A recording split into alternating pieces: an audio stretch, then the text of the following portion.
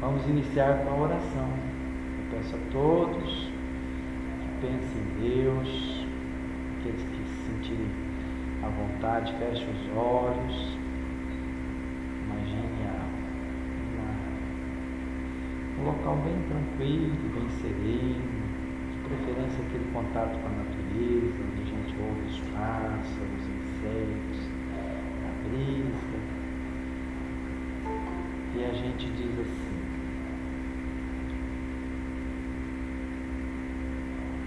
gratidão, Senhor, gratidão à espiritualidade, gratidão a Jesus, nosso Mestre, pela oportunidade de aprender um pouco mais sobre a sua doutrina, sobre o seu Evangelho. Que nós possamos nesta noite receber as influências, as boas influências da espiritualidade, as intuições, para que nós possamos realmente entender a mensagem de Cristo, que essa mensagem possa nos motivar, despertar em nós aquela vontade firme de transformação, de busca pelo aquele nosso eu interior, pela paz do Mestre Jesus. Que essas energias também possam envolver a todos aqueles que estão no plano espiritual, aos espíritos que estão muitas vezes necessitando dessas energias para se restabelecer. Que a paz do Mestre Jesus permaneça entre nós, que assim seja, graças a Deus. Boa noite, Bruna. Bruna é minha filha, chegou mais tarde um pouquinho. Então, hoje nós vamos novamente falar sobre Jesus, né? Vamos falar sobre Jesus, é tão bom falar sobre Jesus, sobre a sua mensagem, sobre o seu Evangelho. E eu escolhi o capítulo 20 do Evangelho segundo o Espiritismo, que fala sobre a parábola dos trabalhadores da última hora, que está escrito no Evangelho assim, né? Logo abaixo, parábola dos trabalhadores da última hora. Mas na Bíblia está os trabalhadores da vinha. É esse que nós vamos estudar hoje, né? E que traz também a questão dos últimos serão os primeiros. Muito bem. Vamos lembrar então a parábola. A parábola ela conta uma história. E essa história, a história que Jesus contava, as parábolas, elas transcendem o tempo, né? Embora ele utilizasse dos recursos da época, então utilizava dos trabalhadores pescadores, né? Trabalhadores agricultores, utilizava da cultura da época, das inimizades e amizade entre povos, para ilustrar. Mas essa ilustração, ela serve para sempre, né? Porque a gente entende ela de acordo com o momento que nós estamos vivendo agora. Então ele fala do reino dos céus, né? Nós já estudamos bastante sobre essa questão do reino dos céus, e a gente sempre é lembrado que o reino dos céus está dentro de nós, né? Isso, a gente sempre está tocando isso. Embora algumas doutrinas, eles falam, o reino dos céus é lá no céu, né? Antigamente falava isso, tem o lado oposto que é o inferno e tal, mas na nossa concepção como espírita e como estudiosos da doutrina do Cristo, nós entendemos que o reino dos céus está dentro de cada um de nós. E ele diz aí, nessa parábola, ele esclarece o que é o reino dos céus. Ele diz assim: pois o reino dos céus é semelhante a um homem, senhor, da vinha. Vinha é aquela plantação de uva, né, que é para fazer vinhos.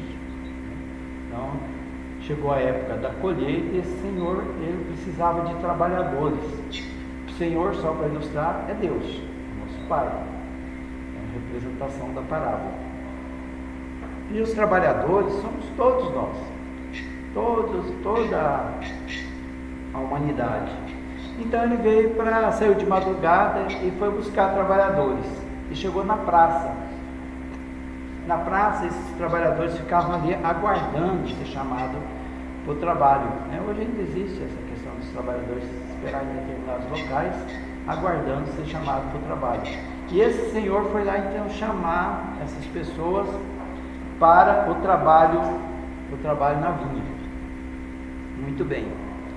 Então ele foi muito cedo, né, na primeira hora do dia, e contratar os trabalhadores e falou: olha, preciso que vocês trabalhem na minha vinha, e pelo dia trabalhado eu vou lhe pagar um denário. O denário era a moeda da época. E assim fez, né? Levou os trabalhadores. Passando um pouco mais do tempo, de novo, né, na terceira hora, ele viu que precisava de mais trabalhadores, viu que tinha pessoas ainda na praça. Foi lá, chamou mais trabalhadores. Desta vez ele falou: venha para trabalhar na minha vinha e eu lhes pagarei o que for justo. Darei o que for justo. E eles foram. Muito bem. Na terceira hora, né, sexta hora, aliás, de novo ele fez a mesma coisa, também falou que ia pagar o preço justo. Na quarta, na nona, e na 10ª hora ele achou outros, né? 10ª hora, quer dizer, estava faltando apenas 1 hora para terminar o turno, terminar o trabalho. Encontrou ainda pessoas paradas lá. E de novo ele chamou. Só que dessa feita, ele conversou com as pessoas diferentes. Ela falou: por que vocês estão desocupados? Eles estão parados o dia todo. E as pessoas disseram: porque ninguém nos contratou. E ele falou: então ide, vós também, para a minha vinha. E chegando à tarde, né, o dono da vinha disse ao seu capataz: chame para pagar e paga-lhes o salário, a começar pelos últimos, aqueles que foram chamados por último. Então foram chamando, né, e eles formou aquela fila, né, e as pessoas foram para receber. Então quem estava na frente da fila, aqueles últimos. Quem que era aqueles últimos, será, né, se a gente for pensar? Né? Trabalhador normal, né, como a gente imagina aqui, quando a gente vai cedinho lá buscar o trabalhador, quem está lá? Aquele fortão, né, as pessoas mais jovens, né? Aqueles que estavam lá na última hora, que ninguém queria contratar, era justamente aqueles que eram mais velhinhos, raquíticos, né, aqueles que estavam com mais dificuldade para enfrentar o trabalho assim, de dia a dia. E o senhor, né, da vinha, ele chama todos, né, vai chamando um por um, né, e chama todos para que venham. Então ele foi pagar. Então pagou primeiro aqueles que foram por último. E pagou um denário para cada um. Eles que estavam à frente. Então os outros que estavam atrás, eles pensaram, né, e é lógico, né, nós vamos receber mais.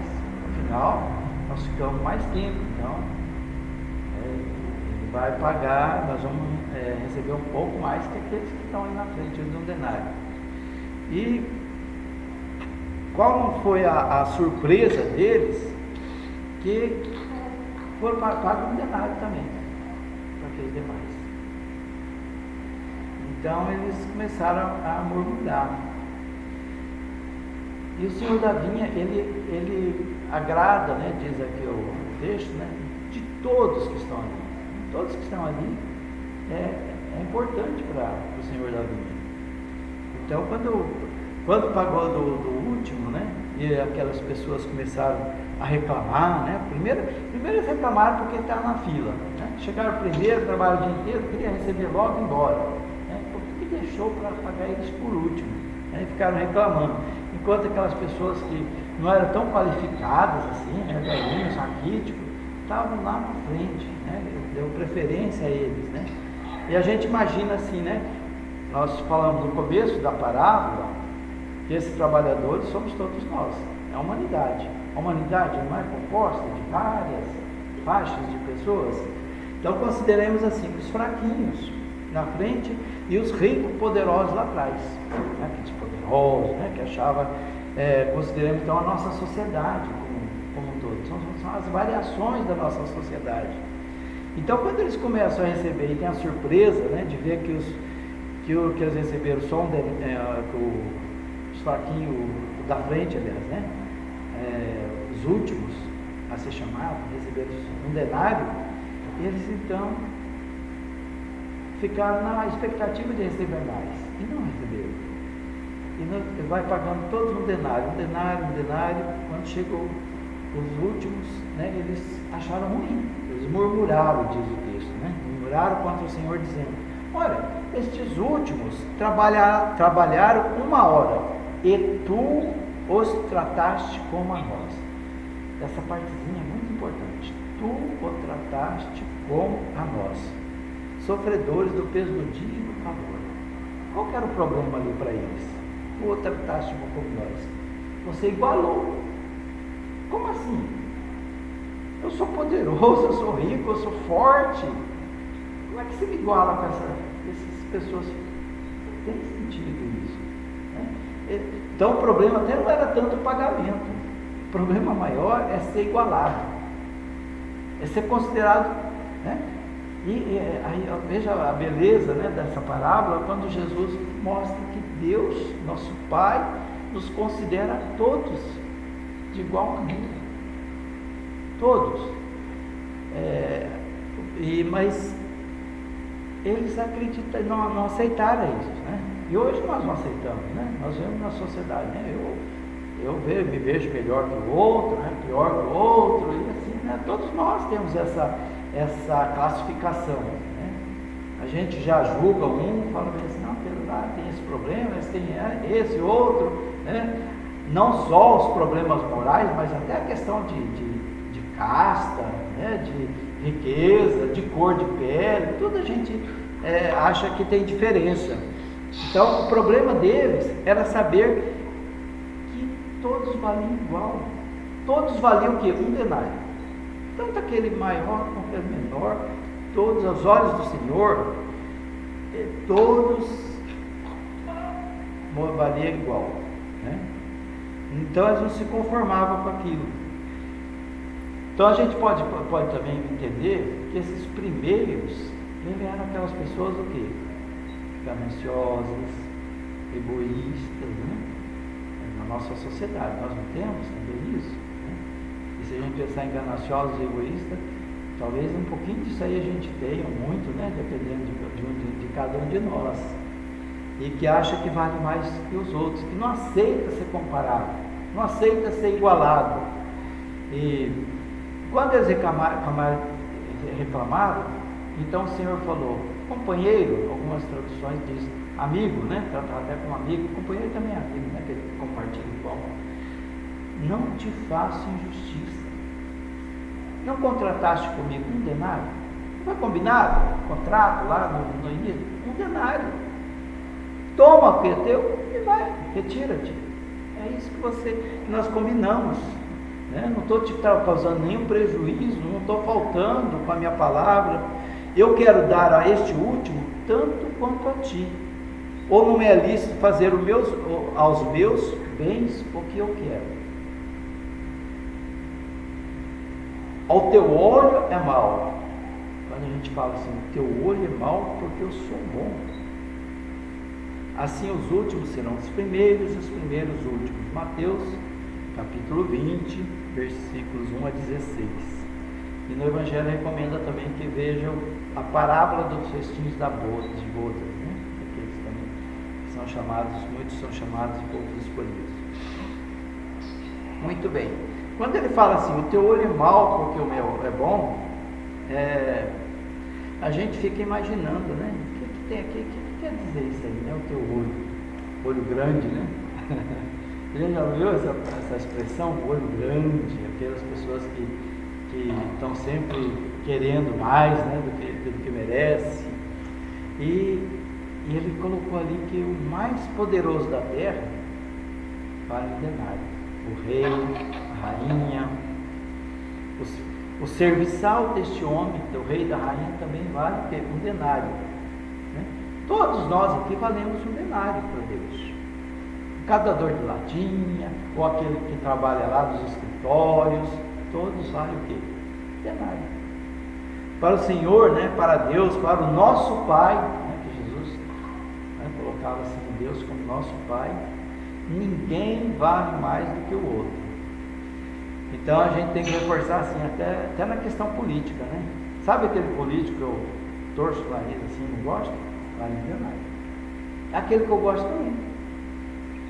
Aquele que me é simpático também vale um denário. Então não importa se é rico, não importa se é forte, se é poderoso, se é dotado da beleza física. Veja que eu citei as três questões, né, que perante a nossa sociedade aqui material, né, é considerado como fatores, né, para a gente conquistar a beleza, né, que é os prazeres da vida, os prazeres materiais, ser rico, ser bonito e ter poder. Mas para Deus, todos nós somos irmãos, somos igual, todos temos o mesmo valor. Deus, com essa parábola, ele mostra assim, que aquele que está embaixo, né, está se sentindo desconsiderado pela sociedade, por ele mesmo, por tudo, Deus eleva. E aquele que está lá em cima, achando que é o bom, né, que está acima de todos, Deus coloca na condição, né, de abaixar para ficar todos iguais. Porque Deus é o quê? Justo e bom. A gente não separa no estudo da doutrina espírita, ele diz que Deus é justo e bom. Não fala só é justo ou só é bom, é justo e bom. Então, para ter justiça e bondade, a gente tem que entender que, como diz no Livro dos Espíritos, soberanamente justo e bom. Né? A gente tem que pensar além dessa vida. Só essa vida não dá para a gente entender Deus justo e bom. Aí que vem então a questão da encarnação, né? Que mostra a justiça e a misericórdia de Deus, oportunizando a todos, o mal, o bom, aquele que é o mais considerado pior do mundo, ele tem alguma coisa de importante para Deus, igual ao outro, que é bonzinho, né? Então, a justiça de um verdadeiro Pai, ele vem também da sua bondade. E é por isso que a gente lê no Evangelho, né, tem várias passagens que ilustram isso aí. Por exemplo, quando ele diz assim: qual de vocês, se seu filho pedir pão, você lhe dará uma pedra, né? Ou se pedir-lhe um peixe, vai dar uma cobra. E vocês, né, que são pais tão imperfeitos, não faz isso com os seus filhos? Imagine Deus, que é todo poder, né, que é toda bondade e toda justiça. Deus faria muito. Então eles lembram também, né, que mesmo aqueles que pecam, que cometem o mais absurdo dos erros, eles dizem assim que o amor perdoa muitos pecados. Está em Pedro, e que Deus não quer a destruição do pecador, mas quer que o pecador se transforme.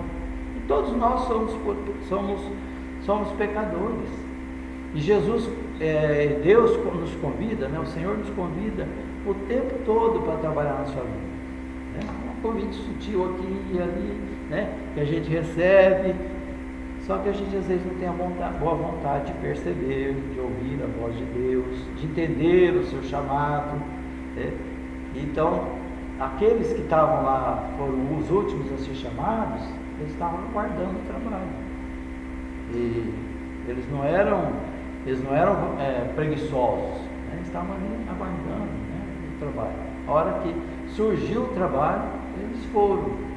E no Evangelho segundo o Espiritismo também ele lembra daqueles que são também os preguiçosos, né? Assim, quer dizer, daqueles que ficam inativos porque não praticam atos bons, pratica atos culposos, aqueles que durante a sua vida ele promove o sofrimento de outros, derramamento de sangue. Então eles são os oportunistas, eles estão lá, né, na primeira hora do dia, poderia fazer muita coisa, quando chega a última hora ele quer também ser chamado pelo Senhor, mas daí ele não vai ser chamado, porque ele desperdiçou aquele tempo precioso fazendo coisas equivocadas, né? Então não basta ele querer, né? Ele tem que se modificar, se transformar. Então, aqueles que deixam de propósito, né, de fazer, não é aquele que está esperando a última hora, não. Muito bem. E aí ele também fala do espírita. no Evangelho. Ele fala assim, bons espíritas, meus bem-amados, sois todos obreiros da última hora. Bem orgulhoso seria aquele que dissesse, comecei o trabalho ao alvorecer do dia, só terminarei ao anoitecer. Todos viessem quando fosse chamado. Quando a gente lê isso aí, muitos de nós ignora a palavra bons. Né? Ele fala assim, bons espíritas, aí que está a chavezinha. Né? Não basta ser espírita, tem que ser o quê? Bons espíritas. Então, ela é um convite. Né? O que a doutrina espírita nos convida? A transformar. Né? Então, não basta a gente estudar, não basta a gente ensinar, não basta a gente fazer. Às vezes tem muitas pessoas que falam, eu faço muitas obras de caridade, ajudo muita gente. Só isso não é bastante. Todas essas questões são ferramentas, são instrumentos de transformação. Todas são úteis, mas para a nossa transformação. O que a doutrina espírita nos traz, esse convite de renovação. Eu preciso me transformar meus sentimentos, né? Eu preciso me tornar então um bom espírita. E de novo falando sobre o trabalhador aqui da primeira hora, do mau olhar que ele tem, né? A gente lembra da questão da inveja, não é isso? O invejoso não age assim. Ele olha o outro, algumas vezes ele olha aquele trabalhador da última hora e fala assim, não é que eu quero receber mais.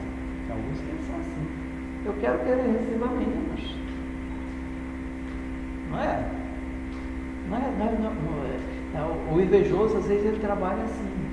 Ele não quer estar melhor do que o outro, ele quer que o outro fique mais rebaixado ainda. A felicidade do outro incomoda o invejoso.